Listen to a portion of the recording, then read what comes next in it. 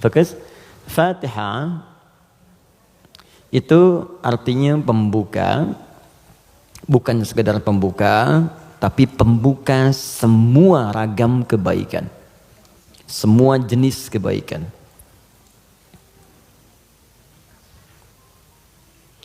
Nah, sebelum ada kalimat Fatihah ini masuk alif lam. Kalau kita belajar gramatikal bahasa Arab di ilmu nahwu khususnya, ya ilmu nahwu. Jadi ada 4 turunan bahasa Arab itu. Jadi ada nahwu, ada sharaf, kemudian sharaf 12 turunannya, ada balaghah 3 turunannya. Ada ma'ani, bayan, badi'. Ma'ani itu untuk memilih kata sehingga diksinya tepat untuk diungkapkan. Kayak kita mau bicara ke orang dewasa dengan anak kecil, anak muda beda kan? Bahasa milenial dengan bahasa yang senior lain ya. Nah, itu ma'ani. Bayan cara mengungkapkannya supaya jelas. Badi untuk memperindah kalimat supaya nyaman diterima. Jadi kalau kita mengajar seperti orang tidak tergurui, memerintahkan tidak tersinggung untuk kemudian diarahkan, itu badi ya namanya. Sama kayak Anda memuji, saling puji ya. Kamu cantik deh, itu biasa. Tapi kalau kita katakan rembulan pun kalah oleh pesonamu saat ini, itu badi namanya. Yang terakhir arud. Arud itu sebetulnya ilmu untuk bikin puisi di Arab. Ada 16 rumusnya.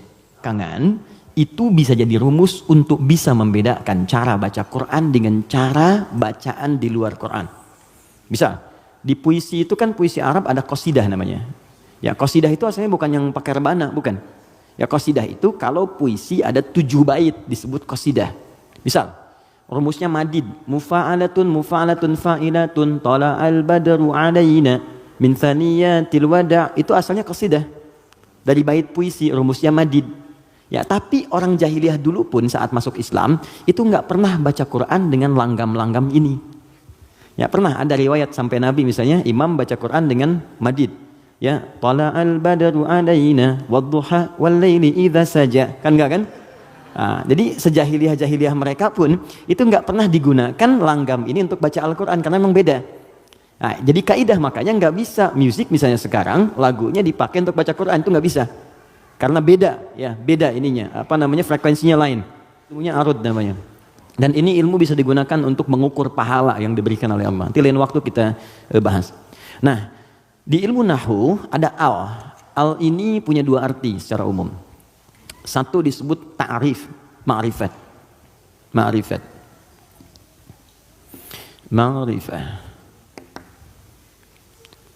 Yaitu huruf yang ketika melekat pada kalimat menunjukkan sesuatu yang khusus, spesifik.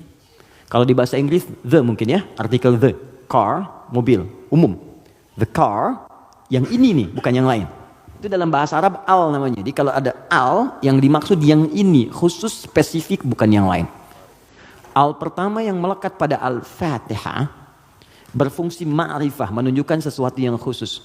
Surah ini adalah surah pembuka yang sangat khusus karena dia disusun khusus untuk membuka surah-surah dalam Al-Quran. Semua ayat Quran itu baik dan pembuka kebaikan di ayat-ayat Quran disebut dengan Al-Fatihah. Yang kedua, al di sini kenapa disebut Al-Fatihah? Karena surah ini khusus ditempatkan untuk membuka bacaan dalam sholat. Jadi ketika kita mulai takbir, Allahu Akbar, rukun bacaan pertama dalam sholat itu Al-Fatihah. Jadi kalau bapak, ibu, teman-teman, ikhwan, akhwat tidak baca iftitah, itu sholatnya masih sah. Karena sunnah hukumnya. Tapi kalau anda sengaja nggak baca Al-Fatihah, maka anda mengulang sholat, batal hukumnya. Jelas? Nah, yang dahsyat yang mau saya sampaikan, ini rahasianya. Disebut alnya yang kedua dengan istighraq, namanya istighraq. Ya, jangan hafalkan istilahnya, yang penting paham maksudnya. Istighraq itu al yang menunjuk makna yang komprehensif, holistik. Sesuatu yang menyeluruh. Semua menyeluruh sifatnya, tanpa kecuali. Al. Contoh begini. Alhamdulillahi Rabbil Alamin. Al di situ mencakup semua maknanya, komprehensif, seluruhnya tanpa kecuali. Makanya ketika hamdun artinya pujian, alnya diartikan segala. Lihat terjemahan. Segala puji hanya milik Allah. Alnya semua, jadi semua jenis pujian kembali ke Allah. Nah, konsekuensi fikihnya, kalau kita katakan semua pujian hanya milik Allah, berarti jangan mengambil bagian dari pujian itu, sehingga berkuranglah sifat pujian kita kepada Allah. Contoh, Anda punya anak nih, dilatih baca Quran, bagus, sampai hafal 30 juz. Tiba-tiba teman berkata, oh Masya Allah, ukhti, akhi, anaknya pintar sekali, bagus, hafal Quran. Anda katakan, Alhamdulillah, semua karena Allah. Cukup. Jangan tambahkan lagi. Kalau Anda tambah, berkurang pujian itu. Ya, saya juga berdoa sih, malam-malam saya doakan, terus saya latih juga, kirimkan pada guru yang baik, itu jadi wasilah, nah, itu berkurang. Jelas ya? Nah, kalau sudah Alhamdulillah jangan ditambah. Ya, walaupun sedikit, ya, walaupun meskipun barangkali itu hilang semua. Karena ada al. Nah, sekarang masukkan ke sini. Tadi teman kita baca Al-Fatihah, fungsi yang kedua, dia nih, istighraq menunjuk pada makna semua tanpa kecuali. Kalau digabungkan dengan makna ini rahasianya, pembuka jenis kebaikan. Masuk al di sini. Maka surah Al-Fatihah, seluruh ayatnya, kalau dipelajari dengan benar dan diamalkan, dia akan membuka semua jenis kebaikan yang diharapkan dalam hidup. Hanya satu-satunya surah dalam Al-Quran yang banyak namanya, sesuai dengan objek kebaikannya hanya Al-Fatihah. Dia disebut Asy-Syifa, karena di dalamnya ada kandungan untuk mempercepat datangnya kesembuhan dari Allah. Ada kepala suku di Arab dulu, tersengat kalajengking Arab. Racun masuk ke dalam sampai sekarat. Secara medis nggak bisa, semua angkat tangan. Datang rombongan sahabat, yang tadinya mampir ditolak, kemudian dikejar. Ada nggak yang bisa menyembuhkan di antara kalian? Satu orang mengangkat tangan. Kata orang ini, insya Allah, bukan saya akan sembuhkan, kalau Allah berkehendak. Dibawa orang ini, kemudian menghadap pada kepala suku tadi, dilihat kondisinya, dibacakan Al-Fatihah. Hanya sekali baca. Tidak diulang, tanpa wasilah apapun, begitu dibacakan, selesai baca, sembuh orangnya. Asia Al-Fatihah ada di ayat kelimanya. Ini yang mau saya sampaikan, ini hadis qudsi di sini. Ya.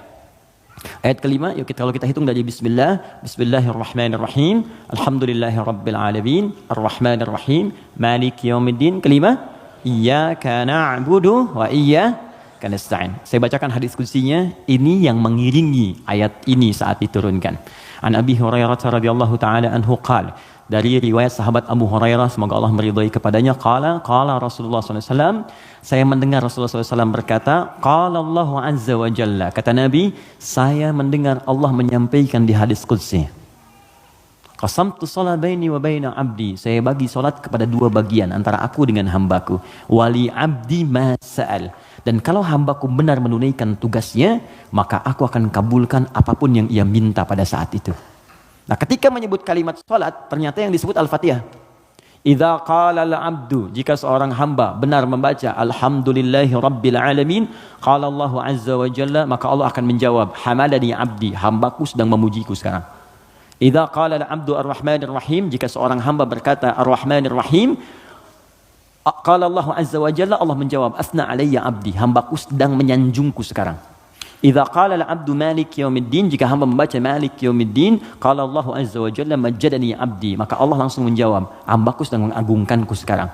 Gini, maksud kalimat ini di pembuka yang 4 ini, kata para ahli hadis, salah satunya ingin memberikan gambaran kepada kita bahwa setiap beraktivitas rasakan kita dipersaksikan oleh Allah. Itu poinnya. Kalau Anda ingin mendapatkan janji dari kemuliaan Al-Fatihah ini, maka rumus yang pertama, kata para pakar hadis, rasakan setiap kali kita berinteraksi, sekalipun hanya berkata itu, rasakan Allah mengawasi kita. Itu yang disebut ihsan namanya. Apa namanya? Ihsan. Itu ada di hadis Muslim, nomor hadis yang ke-8, paling kiri sebelah atas. Hadis Muslim. Nomor hadis yang ke-8. Di Al-Arba'in, nomor hadis yang kedua. Riwayat Umar bin Khattab. Ihsan an ta'budallaha ka'annaka tarah fa illam takun tarahu fa innahu yarak. Perhatikan baik-baik. Anda jadikan, kata Nabi, ini rumus cepatnya, kalau semua hidup ingin dimudahkan oleh Allah, semua ingin dibuka kebaikannya, maka pertama jadikan semua aktivitas kita sebagai ibadah. Itu poinnya. Yuk teman-teman yang kerja, niatkan ibadah. Kalau Anda cuma kerja aja, jangankan Anda, yang belum beriman pun kerja juga. Coba cek. Anda bisnis, dia bisnis. Bisnisnya sama dengan Anda. Anda kerja, dia kerja. Kerjanya sama dengan Anda. Di kantor yang sama, jamnya sama, pekerjaannya sama. Dia belum beriman, Anda beriman. Pertanyaan saya, yang membedakan iman Anda dengan dia yang belum beriman apa? Maka kata Nabi mesti ada bedanya. Bedanya itu adalah jadikan pekerjaan kita diniatkan ibadah. Itu poinnya. Silahkan cek. Cuma dalam Islam ya, dan kita hormati yang lain. Oke, jangan mencela, jangan apapun, kita hormati. Tapi kita yakini untuk menunjukkan Islam itu agama yang benar. Cuma dalam Islam yang seluruh aktivitasnya bersanding dengan doa. Dari bangun tidur sampai tidur lagi. Dan kita tidak tahu doanya pun, kata Nabi cukupkan dengan kalimat Bismillahirrahmanirrahim. Kullu amrin dzibalin la yubda'u fihi bismillahirrahmanirrahim fahuwa abtar. Setiap perbuatan baik yang tidak diiringkan kalimat Allah di dalamnya, minimal Bismillahirrahmanirrahim. Paling singkat Bismillah. Minum, Bismillah. Makan, Bismillah. Ya, bekerja, Bismillah. Itu kalau kita nggak ungkapkan itu mohon maaf, nilai ibadahnya hilang. Ya. Nah, apa manfaat menjadikan aktivitas kita ibadah? Di antara manfaatnya, kalau kita menjadikan itu ibadah dan kita merasa disertai, diawasi oleh Allah, maka mustahil Anda akan mengerjakan yang buruk dalam hidup. Mustahil. Kalau kita merasa disaksikan Allah, kemudian kita berada di track yang benar untuk mengerjakan kebaikan, jadi dari mulai kepala sampai kaki itu semua baik. Melihat baik, karena takut begitu melihat yang salah, Allah lihat nih, malu. Mendengar baik, melangkah baik. Ketika kebaikan ini dijaga, maka terbukalah semua pintu kebaikan. Ini maksudnya. Maka ketika Anda jadikan ibadah, maka perhatikan kalimatnya. Idza qala al-'abdu, ketika hamba sampai pada kalimat iyyaka na'budu. Ya Allah, kepadamu saja, untukmu saja. Perhatikan cara menerjemahkannya. Kami beribadah. Maksudnya kami jadikan semua aktivitas kami sebagai ibadah hanya kepadamu saja. Salat kami hanya untukmu, puasa kami hanya untukmu, bekerja pun kami niatkan mendapat ridhamu, tidur pun kami niatkan mendapat ridhamu. Makanya sebelum tidur kita ada doanya, kan? Jika Anda benar mengucapkan kalimat ini, iyyaka na'budu, dan kita praktekkan dalam hidup, perhatikan, wa iyyaka nasta'in. Ya Allah, saya seorang hamba yang pasti punya persoalan dan butuh pertolonganmu. Kalaupun saya punya masalah, pasti saya hanya akan minta kepadamu. Lihat jawabannya. Hadza baini wa baina abdi. Langsung dijawab oleh Allah tuntas. Ini perjanjian antara aku dengan hambaku. Wali abdi, kalau hambaku benar komitmen dengan perkataannya, mengerjakan semua aktivitasnya sebagai ibadah kepadaku, masalah apapun yang dia minta, aku akan kabulkan. Maka kalau teman-teman setiap kajian dengan ustadz manapun, siapapun, tadi ada yang bacakan Al-Fatihah seperti tadi, maka ingat-ingat, barangkali bukan Al-Fatihah yang dibacakan. Barangkali ada pengingat dari Allah, hei, dari sekian bacaan itu engkau bacakan 17 kali dalam sehari seumur hidup, maka berapa yang sudah engkau praktekkan? Apakah engkau merasa aku mengawasimu saat beraktivitas? Ataupun engkau merasa bahwa setiap ibadah itu bukan beban, tapi untuk mengabulkan apa yang engkau harapkan?